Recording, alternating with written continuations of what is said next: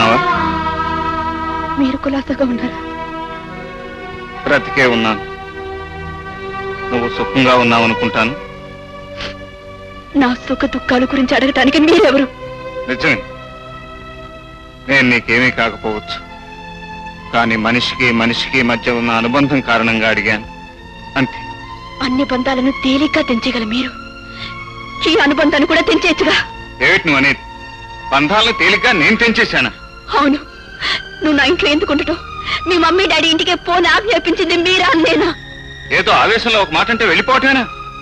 నీ వెంటనే తిరిగి రావాలని నీకు మాత్రం అనిపించలేదా? తాళి కట్టిన భార్య అలిగి కన్న వాళ్ళ ఇంటికి వెళ్ళిపోతే కట్టుకున్నవాడు వచ్చి పుచ్చగించి తీసుకువెళ్తాడని ఆశపడ్డాను. అంటే అసలు నేను మీ ఇంటికే రాలేదంటావా? పంతాన్ని పట్టుదలని వదులుకుని అహాన్ని అభిమానాన్ని చంపుకుని మీ ఇంటికి వచ్చాను. అప్పుడు నీకు నా ముఖం చూడటం ఇష్టం లేదని నీ నాన్న చేత చెప్పించావు. అబద్ధం, అంతా అబద్ధం. పట్టుబట్టి మా నాన్నని మీ ఇంటికి పంపిస్తే ఆయన నాన్న మాటలని అవమానించి విడాకులు కావాలని కాగితాలు పంపించింది మీరు కదా? ఏమిటి, విడాకులు కావాలని కోరింది నేనా? ఇంకాసేపు ఉంటే పిల్లవాడికని అవతల పారే మనది కూడా నేనేనంటావు.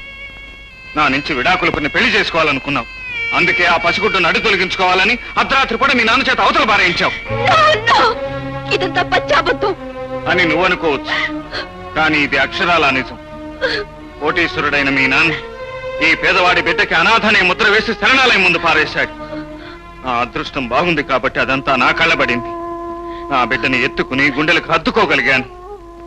ఆ రోజు రాత్రి నేను హాస్పిటల్కి వచ్చి ఉండకపోతే ఈ రోజు మన బిడ్డ తల్లి ప్రేమకే కాదు, తండ్రి ప్రేమకు కూడా నోచుకునే దురదృష్టవంతుడై ఉండేవాడు. అంటే నా రక్తం పంచుకుని నా పేగు తెంచుకుని పుట్టిన బిడ్డ ఉండగా నేనెంతకాలం పిచ్చిదాన్లా బొమ్మతో ఆడుకుంటూ బ్రతికానన్నమాట.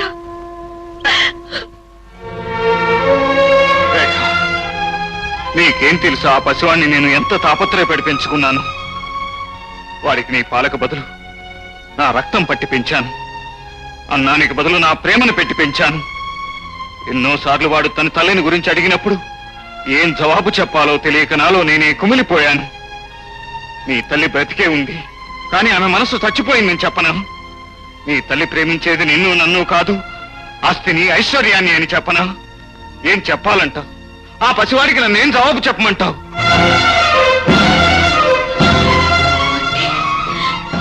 దీనంతటికి కారణం మా నాన్న.